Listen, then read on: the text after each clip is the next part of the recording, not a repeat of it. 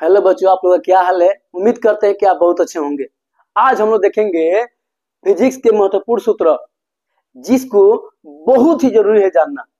अगर आप किसी भी चीज का तैयारी कर रहे हैं, चाहे कोई भी चीज हो, इंटर में है, 10th में है, 12 में हो, जनरल की तैयारी कर रहे हैं, यानी कोई भी सिविल तैयारी कर रहे हैं, यानी कुछ भी कर रहे हैं बाबू, आपको अगर पढ़ाई कर रहे हैं तो इसका सामना करना ही पड़ेगा, जो बहुत ही महत्वपूर्ण है। अगर फिजिक्स में शुरू करना है ना कहीं से, तो हम कहते हैं कि यहाँ शुरू कीजिए, क्योंकि फिजिक्स सब कोई कहता है कि बहुत ही भारी है। भारी होने का कारण भी है। कारण यह है कि अगर आप ये फॉर्मूला याद नहीं करेंगे तो फिजिक्स भारी नहीं होगा। तो क्या होगा? फिजिक्स तो भारी होगा। फिजिक्स माना जाता है कि मैथ के समान होता है। जिस तरह से मैथ को समझना है ना, तो सबसे पहले उसका फॉर्मूला याद करना है, ठीक उसी तरह से फिजिक्स का फॉर्मूला याद होना चाहिए। सबसे पहले इसमें लिखा हुआ है त्वरण। तो त्वरण होता है वेग में परिवर्तन बटे समय। अब वेग क्या होता है थोड़ा समझिए बाबू। थोड़ा सा फॉर्मूला इधर उधर लिखा गया है, देखिए बाबू। यहाँ पे पहले है वेग। वेग क्या होता है? वेग या चाल। वेग और चाल में थोड़ा सा अंतर है। वेग सदिश है, ये अदिश राशि है। वेग का फॉर्मूला होता है विस्थापन बटे समय, और चाल का सूत्र यानी फॉर्मूला होता है दूरी बटे समय। आप समझ सकते हैं बाबू दोनों में क्या अंतर है। दूरी क्या होता है? पूरा तय किया गया दे रहा दूरी। जैसे मान लीजिए कोई व्यक्ति ऐसे चल रहा है, तो जितना दूरी तय करेगा जितना समय में, तो पूरा दूरी ऊपर और समय नीचे, यही हो जाएगा इसका चाल। लेकिन विस्थापन का हुआ, इसको शॉर्टकट यानी सबसे सीधा यानी शॉर्ट रास्ता होगा, वही हो जाएगा विस्थापन। और विस्थापन बटे समय होता है बाबू वेग। तो वेग क्या हो गया समझ में आ गया। तो वेग में परिवर्तन अब क्या हुआ थोड़ा समझिए। जैसे अभी गाड़ी चला रहे हैं 15 का स्पीड, बाद में गाड़ी का है बाबू 20 का स्पीड। बाद वाले वेग में से पहले वाले वेग को घटा देंगे और उसमें समय से भाग कर देंगे। कितना समय लगा उसको चेंज करने में, और यही हो जाएगा त्वरण। त्वरण अगर आप चाहते हैं मात्रक याद करने के लिए ना, तो आप लोग को एक अंत में ऐसा ट्रिक देंगे कि जब आप लोग कभी भूलाइएगा नहीं, अंत तक बने रहिए और इसको समझते रहिए। संवेग बराबर होता है पी बराबर, यानी संवेग का पी होता है एम गुणे भी। यानी अगर कोई वस्तु में भार है और गति कर रहा है, तो उसका संवेग कितना होगा बाबू? संवेग होगा हम लोग का उसका द्रव्यमान और उसका वेग के गुणनफल के बराबर। समझ में आ रहा ना? तो आवेग क्या हो जाएगा? अब देखिए यहाँ पे आवेग होता है जे बराबर एफ इंटू टी। यानी किसी भी वस्तु पर अगर हम बल लगाएं, जितना देर बल लगता है उसे ही कहते हैं बाबू आवेग। घनत्व डेंसिटी क्या होता है बाबू? डेंसिटी। सबसे पहले समझना पड़ेगा घनत्व होता क्या है। जैसे बोले हम 10 रूम में 10 व्यक्ति रह रहे हैं और 10 रूम में 20 व्यक्ति रह रहे हैं, यानी रूम उतना ही है, आदमी ज्यादा भर गया, वो हो जाएगा हम लोग का घनत्व ज्यादा। यानी कम जगह में ज्यादा रह रहा है तो उसका घनत्व ज्यादा हो जाता है। तो देखिए बाबू, अगर कोई वस्तु है, उसका मास यानी द्रव्यमान में उसके आयतन से भाग कर दिया जाए, तो उसका बाबू घनत्व हो जाता है, यानी D बराबर m बटे भी हो जाएगा। बल बराबर क्या होता है? तो बल बराबर होता है बाबू m इंटू ए। यानी अगर किसी वस्तु का बल ज्ञात करना है, तो उसके द्रव्यमान और उसके वेग में परिवर्तन का दर यानी त्वरण से गुणा कर देंगे, यही त्वरण। अब होता है बाबू कार्य बराबर होता है बाबू F इंटू एस। यानी कार्य का मान निकालना है, तो कोई भी वस्तु पर बल लगा रहे हैं, अगर वो विस्थापित हो रहा है थोड़ा सा भी, तो उसी को हम लोग क्या कहते हैं बाबू? समझ चुके हैं बाबू, कार्य। जैसे मान लीजिए दीवार को हम धक्का दें, दिन भर धक्का दें और ये दीवार घसक ही नहीं रहे, इसका मतलब वो काम नहीं कर रहा है व्यक्ति। तो यही हो जाएगा बाबू कार्य बराबर बल गुणे विस्थापन। शक्ति बराबर पावर। कहा जाता है जिस व्यक्ति के पास पावर होता है ना, उसके पास कोई सत्ता नहीं है, यानी उल्टा पुल्टा कोई बोलेगा नहीं, डांट देगा एक बार में तो चला जाएगा। बाबू लड़ाई से पावर चेक ना होता है, कहता है कि अगर कोई काम कर रहा है अगर फास्ट कर दिया यानी उसके पास शक्ति बहुत ज्यादा है। समझ में आ रहा है ना आप लोग को भी? अगर कोई व्यक्ति कार्य कर रहा है, अगर कार्य करने में समय ज्यादा लग रहा है, इसका मतलब उसका शक्ति कम है। यानी किसी कार्य में समय से भाग कर दिया जाए, यानी इकाई समय में किया गया कार्य को शक्ति कहते हैं। स्थितिज ऊर्जा, स्थितिज ऊर्जा यानी पोटेंशियल एनर्जी, इसको पीई से भी सूचित करते हैं। U बराबर, इसलिए U भी सूचित करते हैं, U बराबर होता है mgh। यानी अगर कोई वस्तु स्थिर है तब भी उसमें ऊर्जा होता है, गति करता है तब भी उसमें ऊर्जा होता है। कहने का मतलब अगर वह स्थिर है तो उसका कुछ न कुछ वजन होगा, द्रव्यमान होगा, और पृथ्वी का गुरुत्वाकर्षण होगा, और उसका ऊंचाई क्या है उसमें से गुणा कर देंगे। यानी समझ सकते हैं कि U बराबर क्या हो गया, इसमें G का मान कितना होता है, गुरुत्वाकर्षण का मान 9.8 मीटर प्रति सेकंड स्क्वायर होता है, या लगभग 10 मीटर प्रति सेकंड होता है। गतिज ऊर्जा, गतिज ऊर्जा यानी गति करते वक्त जो ऊर्जा होता है उसे कहते हैं गतिज ऊर्जा, यानी काइनेटिक ऊर्जा, यहाँ पोटेंशियल ऊर्जा। इसको के ई से सूचित करते हैं, इसका फॉर्मूला होता है 1/2 mv²। अगर गति कर रहा है तो उसका वेग जरूर होगा, अगर गति कर रहा है कोई व्यक्ति, अगर उसका कुछ न कुछ तो जरूर मास होगा, वजन होगा, तो उसके द्रव्यमान और वेग के स्क्वायर को गुणा कर दिया जाए, फिर उसमें 2 से भाग कर दिया जाए, तो उसको हम लोग कहते हैं गतिज ऊर्जा। बल आघूर्ण, बल आघूर्ण बराबर होता है बाबू बल गुणे विस्थापन दूरी, या लंबवत दूरी कहते हैं, या विस्थापित दूरी। बल आघूर्ण का मतलब समझ लीजिए बाबू, जहां भी बल आघूर्ण लगेगा समझ लीजिए वहां पे 2 बल काम कर रहा है, वो भी समान बल, इसके यहाँ पे घूमेगा जरूर। आगे आप लोग पढ़ेंगे तो समझ में आ जाएगा। अभी आप फॉर्मूला को बढ़िया से रख लीजिए, अगर आप पढ़ लिए ना तो इसको ये रिवीजन कर लीजिए वो बढ़िया से। बल आघूर्ण को टा या टाउ से सूचित करते हैं। टा बराबर या टाउ बराबर होता है F गुणे R या D या S। एक ही बात है बाबू, दूरी। जड़त्व आघूर्ण, जड़त्व आघूर्ण का मतलब जड़त्व का नियम आप लोग जानते हैं, जो न्यूटन के प्रथम नियम को बताता है। क्या होता है, अगर कोई वस्तु गति में रहता है तो गति में ही रहना चाहता है, अगर स्थिर रहता है तो वो स्थिर ही रहना चाहता है। उसी का नियम में एक आघूर्ण होता है, जड़त्व आघूर्ण। तो I बराबर होता है m गुणे r², यानी उसके द्रव्यमान और उसके दूरी के स्क्वायर के गुणनफल के बराबर होता है। पृष्ठ तनाव, पृष्ठ तनाव का क्वेश्चन बाबू हमेशा पूछते रहता है, हमेशा पूछता है। जैसे कहता है कि अगर बारिश हो रहा है तो जल का जो बूंद आ रहा है अंत में गोल होकर के क्यों गिरता है, गोल होकर क्यों गिरता है, इसका मतलब उसमें पृष्ठ तनाव है, यानी पृष्ठ तनाव के कारण। पृष्ठ तनाव कहने का मतलब इससे टी से सूचित करते हैं, यानी बल बटे लंबाई होता है उसका कोणीय वेग। अब देखिए बाबू वेग 2, एक वेग बाबू यहाँ पे विस्थापन बटे समय, और दूसरा वेग बाबू कोणीय वेग। कोणीय वेग का होता है अगर कोई व्यक्ति वृत्तीय पथ पर चल रहा हो, वृत्तीय पथ पर, तो उसमें चल रहा है तो कुछ ना कुछ कोण बनेगा।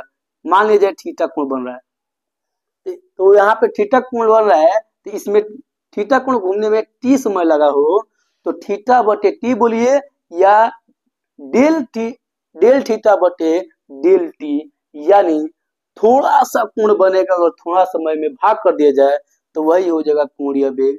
दोबारा समझा दे बाबू, तो ध्यान समझिएगा, इकाई समय में बनाया गया वृत्तीय पथ के द्वारा या चाप के द्वारा कोण को ही कोणीय वेग कहते हैं, यानी ओमेगा से सूचित करते हैं। सरल लोलक का आवर्तकाल, सरल लोलक मतलब क्या होता है, घड़ी देखे होंगे तो उसमें एक लोलक होता है ऐसे जो घूमते रहता है इतना दूर ऐसे, तो वही लोलक है, उसको सूचित करते हैं आवर्तकाल, यानी उसका समय निकालना है तो 2 पाई रूट अंडर L/G, यानी 2 पाई यानी 360, पाई होता है 180 डिग्री, 360 से गुणा कर देंगे रूट अंडर में उसके लंबाई और गुरुत्वाकर्षण बल के अनुपात से। विद्युत धारा, विद्युत धारा क्या होता है समझिए बाबू, विद्युत धारा को आई से सूचित करते हैं, Q अपॉन T होता है, यानी इकाई समय में जितना आवेश का प्रवाह होता है अगर किसी चालक में, तो वही होता है उसका धारा। विद्युत धारा को आई से सूचित करते हैं, बड़ा आई हो या छोटा आई हो, इसलिए हम कहीं कहीं छोटा आई भी लिखे हैं, कहीं कहीं बड़ा आई भी लिखे हैं। प्रतिरोध, प्रतिरोध को सूचित करते हैं बाबू आर से। प्रतिरोध क्या होते हैं, अगर किसी चालक में धारा प्रवाहित करेंगे तो धारा का प्रवाहित करने में जो रुकावट उत्पन्न करता है उसी को ही कहते हैं बाबू प्रतिरोध। प्रतिरोध होता है बाबू V अपॉन आई। विभव में धारा से भाग कर दिया जाए तो उसे हम लोग क्या कहते हैं बाबू, प्रतिरोध। विभव, विभव बराबर होता है बाबू W अपॉन Q, यानी V बराबर होता है W अपॉन Q, कहीं कहीं मिलेगा आपको Q नॉट। विभव क्या होता है, विद्युत क्षेत्र के अंदर अनंत से लाने में जितना कार्य करना पड़ता है, यानी ये कार्य है बाबू W है, जितना कार्य करना पड़ता है उसे कहते हैं विभव। इसका मात्रक होता है बाबू कची वोल्ट। प्रतिरोधकता, प्रतिरोधकता को रो से सूचित करते हैं, इसको रो कहते हैं। रो का फॉर्मूला होता है बाबू, यानी प्रतिरोधकता का फॉर्मूला RA/L, जहां R चालक का प्रतिरोध है, L चालक का लंबाई है और A चालक का मोटाई यानी अनुप्रस्थ काट का क्षेत्रफल। यानी अगर मान लिया जाए ये चालक है यानी तार है, तो इसके मोटाई का यानी ये वाला का क्षेत्रफल, अनुप्रस्थ काट का क्षेत्रफल को ही हम लोग A से सूचित करते हैं। अब आता है ऊष्मा या विद्युत ऊर्जा, यानी हीट या ऊर्जा यानी W का सूत्र क्या होता है, तो होता है बाबू VIT, यानी विभव और धारा और समय के गुणनफल को ही हम लोग ऊष्मा या ऊर्जा कहते हैं। अब इसका 3 फॉर्मूला दिखाई दे रहा है, ध्यान से समझिए बाबू। फॉर्मूला तो मेन होता है बाबू VIT, यानी यह विभव, धारा और समय के रूप में है। अगर यहाँ से देखिए ध्यान से, एक बार V रख दिया जाए, एक बार I रख दिया जाए तो क्या होगा, तो V का मान यहाँ से रखिए ध्यान से, तो V का मान देखिएगा तो दोनों को गुणा करेगा, I इंटू R, तो यहाँ हटा करके I इंटू R करेंगे तो एक I पहले से एक I दोबारा, तो I स्क्वायर और R आ जाएगा, यानी I square R, I into में T तो पहले से है। दूसरा दोबारा क्या करें हम, अगर हम 20 रख दिए बाबू तो I का मान रख दिया जाए इसमें, तो यहाँ से I का मान निकाला जाए बाबू, तो ये भाग में चल जाएगा, ये ऊपर जाएगा, यानी I बराबर हो जाएगा, ध्यान सकते हैं, ध्यान से देखिए बाबू V/R, और जिसका मान इसमें बैठा दिया जाए, यहाँ बैठाइए बाबू, ध्यान देखिए, यहाँ पे V, एक और यहाँ पे ऊपर V स्क्वायर/R I इंटू T, तो V स्क्वायर/R इंटू यानी गुणा T। आवृत्ति, आवृत्ति यानी फ्रीक्वेंसी F बराबर होता है 1/T, यानी ध्यान समझिए बाबू, अगर फ्रीक्वेंसी का मान निकालना है तो उसके आवर्तकाल यानी समय से भाग करेंगे 1 में। फॉर्मूला आगे भी मिलता है आवृत्ति का, कंपन बटे समय। फ्रीक्वेंसी समझ सकते हैं ऐसे कि यहां से यहां तक फ्रीक्वेंसी का हुआ, यानी इकाई समय में कितना चक्कर लगाता है उसे ही हम लोग कहते हैं आवृत्ति। कोणीय आवृत्ति क्या होता है, कोणीय आवृत्ति समझ सकते हैं बाबू, गोल का बात कर रहे हैं बाबू, तो ओमेगा बराबर होता है 2π/T, यानी 360/T, या आप देख सकते हैं 1/T, यानी बटे में T होता है तो उसको F कहते हैं, तो बटे में T हो जाएगा F, तो 2πF, यानी कोणीय आवृत्ति का फॉर्मूला देख सकते हैं आप। अब आता है बाबू दाब, दाब को कहते हैं बाबू पास्कल। दाब, दाब का फॉर्मूला होता है बाबू P बराबर F/A, यानी इकाई क्षेत्रफल में लगने वाले बल को दाब कहते हैं। ऐसे समझिए बाबू कि क्षेत्रफल जितना होगा अगर उसको 1 मान लिया जाए, उस पर जितना बल लगेगा उससे हम लोग कहते हैं दाब। याद रखिएगा, दाब क्षेत्रफल के विद्युत के अनुपाती होता है। अगर क्षेत्रफल घटाएंगे तो दाब ज्यादा लगेगा। जैसे एक बात करें बाबू, हम कलम ले लिया जाए, अगर यहाँ पे थोड़ा सा इतना ही दाब दिया जाए यहाँ पे तो लगेगा बहुत ज्यादा चुभ गया। लेकिन कलम को ढक्कन लगा दिया जाए, यानी इसका क्षेत्रफल बढ़ा दिया जाए, अब इसको दाबा जाए तो महसूस नहीं होता है। यानी क्षेत्रफल के व्युत्क्रमानुपाती होता है, यानी दाब बराबर होता है बल बटे उसका क्षेत्रफल। वेग का जो फॉर्मूला जान चुके हैं, विस्थापन बटे समय। भार बराबर क्या होता है? तो बाबू क्वेश्चन हमेशा पूछते रहता है भार और द्रव्यमान। तो द्रव्यमान का बाबू होता है केजी एसआई मात्रक। द्रव्यमान क्या होता है, भार क्या होता है? तो पहले यहाँ समझिए भार का फॉर्मूला। वेट W बराबर होता है m इंटू जी। m है उसका द्रव्यमान वस्तु का, गुणे गुरुत्वाकर्षण। गुरुत्वाकर्षण बल का मान कितना था बाबू? 9.8 या 10 होता है। और वेट बराबर होता है देखिए m इंटू जी। और m क्या होता है बाबू? द्रव्यमान। द्रव्यमान और भार में अंतर नहीं होता है। याद रखिए बाबू, थोड़ा समझिए, द्रव्यमान कभी चेंज नहीं होता है, भार हमेशा चेंज होते रहता है। जैसे द्रव्यमान क्या होता है? गुरुत्वाकर्षण बल को लेते हुए चलता है। अब कहीं कोई व्यक्ति कहेगा कि यहाँ पे पृथ्वी पर कोई व्यक्ति 36 केजी का है, तो चंद्रमा पर कितना केजी का होगा? तो चंद्रमा पर उसका वेट 1/6 हो जाता है, क्योंकि उसका गुरुत्वाकर्षण बल पृथ्वी के गुरुत्वाकर्षण बल के 1/6 गुना होता है। तो यानी यहाँ पे घटाया जाए बाबू तो 6 केजी का हो जाएगा। अगर वो 36 केजी का होगा तो अभी 6 केजी का हो जाएगा। यानी वेट चेंज हुआ, लेकिन द्रव्यमान चेंज नहीं होता है। अभी हम बात करें तो ये मार्कर का पूरा वेट कितना है, तो खुद कितना मार्कर वजन है, उसका द्रव्यमान कितना है वो, और पृथ्वी कितना तेज खींच रहा है वो, दोनों का मल्टीप्लाई के बराबर होगा। लेकिन कुछ ना कुछ इसमें पदार्थ है ना, उसी पदार्थ को हम लोग कहते हैं, पदार्थ की मात्रता को द्रव्यमान कहते हैं। गुरुत्वाकर्षण बल बाबू, गुरुत्वाकर्षण बल बहुत ही महत्वपूर्ण है। गुरुत्वाकर्षण बल बाबू होता है F बराबर G, बड़ा जी का बात करें, बड़ा जी इंटू M1 M2 बटे R स्क्वायर। यानी समझिए गुरुत्वाकर्षण बल क्या होता है? दो बड़े पिंड का बात समझिए, एक पृथ्वी है तो दूसरा चंद्रमा का लेना पड़ेगा, एक सूर्य है तो दूसरा पृथ्वी के ले सकते हैं आप। इन बड़ा बड़ा वस्तु की बात करें, प्रत्येक वस्तु में गुरुत्वाकर्षण बल होता है, लेकिन अगर उसका वजन कम है तो नगण्य मात्रा माना जाता है। तो गुरुत्वाकर्षण बल होता है F बराबर G इंटू M1 M2। बड़ा जी का मान हमेशा पूछते रहता है बाबू, हमेशा पूछता है। बड़ा जी का मान होता है 6.67, आगे बहुत सारा होता है, गुणे 10 का पावर माइनस का 11, और हो जाएगा बाबू न्यूटन, इधर आ जाएगा मीटर स्क्वायर, दोनों गुणा में तो भाग में हो जाएगा प्रति kg square. Newton metre square प्रति केजी स्क्वायर होता है बाबू। ये हम लोग का हो जाएगा बाबू इस जी, बड़ा जी का मान। बड़ा जी का मान हमेशा ऑब्जेक्टिव में पूछते रहता है। आगे बाबू होता है ओम का नियम पूछ रहा हूँ। ओम का नियम देख सकते हैं, V बराबर IR।